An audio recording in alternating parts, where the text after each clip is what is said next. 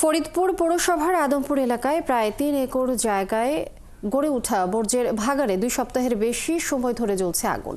আগুনের তাপ ও কালো ধোঁয়ার প্রভাব পড়ছে কয়েক কিলোমিটার এলাকায়। এতে ক্ষতিগ্রস্ত হচ্ছেন প্ল্যান্টের উত্তর অংশের ৩টি গ্রাম সহ নদী বন্দর এলাকার বাসিন্দারা।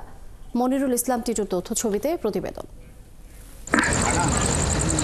ফরিদপুর শহরের আদমপুরে পৌরসভা বর্জ্য প্রক্রিয়াকরণ এলাকার সাথে অন্তত ৫ একর জায়গার উপর রাখা হয়েছে বাসাবাড়ি ও বাণিজ্যিক এলাকা থেকে সংগ্রহ করা বর্জ্য।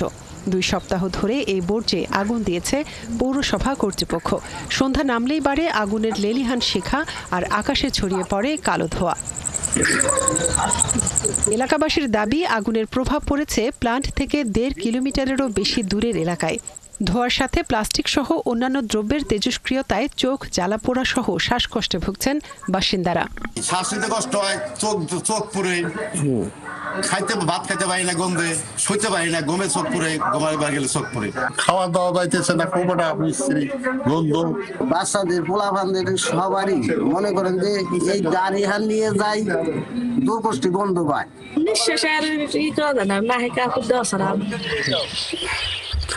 এলাকাবাসী বলছেন, প্ল্যান্টের উত্তর অংশের ৩টি গ্রামের কয়েক হাজার মানুষ পরিবেশ দূষণের কারণে ক্ষতিগ্রস্ত হচ্ছে। এমনকি নদী বন্দর এলাকার ব্যবসায়ীদেরও বিপাকে পড়তে হচ্ছে। আমার এলাকার লোকজন অনেক অসুস্থ হয়ে গেছে, অলরেডি ২ জনকে হাসপাতালে ভর্তিও করছে। এরকম সমস্যাটা আমাকে দূর হয়ে যায়, তার জন্য কি ব্যবস্থা আছে এটা যদি সরকারিভাবে করে তাহলে আমরা খুশি। এটিকে মারাত্মক পরিবেশ বিপর্যয় হিসেবে দেখছে জেলার পরিবেশ অধিদপ্তর। কর্তৃপক্ষের সাথে আলোচনা করে দ্রুত আগুন নেভানোর ব্যবস্থা করার আশ্বাস দেন উপপরিচালক। সংশ্লিষ্ট যারা এই কাজে জড়িত তাদের সবার সাথে কথা বলে আমি এই বিষয়টা সমাধান করার চেষ্টা করব, যাতে পরিবেশ বিপর্যয় না হয়। এ বিষয়ে ফরিদপুর পৌরসভার দায়িত্বে থাকা প্রশাসক বা স্থানীয় সরকার বিভাগের উপপরিচালক কেউই ক্যামেরায় কথা বলতে রাজি হননি। তবে বুধবার বিষয়টি জানার পর আগুন নেভানোর নির্দেশ দিয়েছেন। এদিকে আগুন নেভানোর কাজের সাথে জড়িতরা জানিয়েছেন, পৌরসভার সাধারণ পানিবাহী গাড়ি দিয়ে আগুন নেভানো সম্ভব নয়। মনিরা কাজুরি, ৭১। দর্শক, এই বিষয়ে বিস্তারিত আমরা জানবো। এই মুহূর্তে ফরিদপুর থেকে যোগ দিচ্ছেন সহকর্মী মনিরুল ইসলাম টিটু।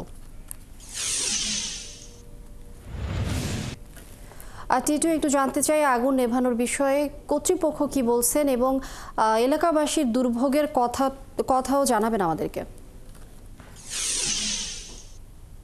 আপনি যেভাবে বলা হচ্ছিল যে শেষ মুহূর্তে পৌরসভা নির্দেশনা দিলেও পৌরসভার যে পানিবাহী গাড়ি, সাধারণ গাড়ি, সেই গাড়ির পানি দিয়ে কিন্তু এই আগুন নেভানো সম্ভব নয়। কারণ এখানে যে পরিমাণ বর্জ্য রাখা হয়েছে, এই টনকে টন বর্জ্য যেখানে আগুন দেওয়া হয়েছে সেখানে তারা বলছেন যে একদম নিচ পর্যন্ত আগুন ছড়িয়ে পড়ে আছে। যে কারণে এই ছোট পাইপের বা যে প্রেসার নেই যে পাইপের পানিতে, সেই পানি দিয়ে আসলে এই বর্জ্যের আগুন নেভানো সম্ভব হবে না। এর জন্য ফায়ার সার্ভিসের প্রয়োজন বলে এখানকার কর্মীরা আমাকে জানিয়েছেন। একই সাথে এর যে প্রভাব পড়ছে, সেই প্রভাব কিন্তু ১ থেকে ১.৫ কিলোমিটার দূর পর্যন্ত ছড়িয়ে গেছে এবং এই সমস্ত এলাকায় যারা বসবাস করছেন তারা বলছেন যে এই তেজস্ক্রিয়ার কারণে তারা কিন্তু চোখে জ্বালা পোড়া অনুভব করছেন, শ্বাস কষ্ট হচ্ছে। বিশেষ করে যারা একটু রোগী তারা খুবই বিপাকে পড়েছেন। এর মধ্যে একাধিক ব্যক্তি অসুস্থ হয়ে হাসপাতালে চিকিৎসা নেবার ঘটনাও কিন্তু ঘটেছে, এমনটি দাবি করেছেন স্থানীয়রা। তারা দাবি করছেন যে এই কর্মকাণ্ড খুব দ্রুততম সময়ের মধ্যে বন্ধ না হলে স্থানীয়রা কিন্তু আন্দোলনেরও হুমকি দিয়েছে এবং তারা বলছে যে এটি যদি দ্রুত থামানো না যায় তাহলে এর প্রভাব, নেতিবাচক প্রভাব অনেক বড় আকারে দেখা দিবে বলে তারা মনে করছেন। আমি কথা বলেছিলাম পৌর প্রশাসকের সাথে, তিনি অবশ্য যে নির্বাচনের জন্য যে নির্দেশনা দিয়েছেন সেই নির্দেশনা মোতাবেক ব্যবস্থা নেওয়া হলেও আসলে সেটি কার্যকর হচ্ছে না।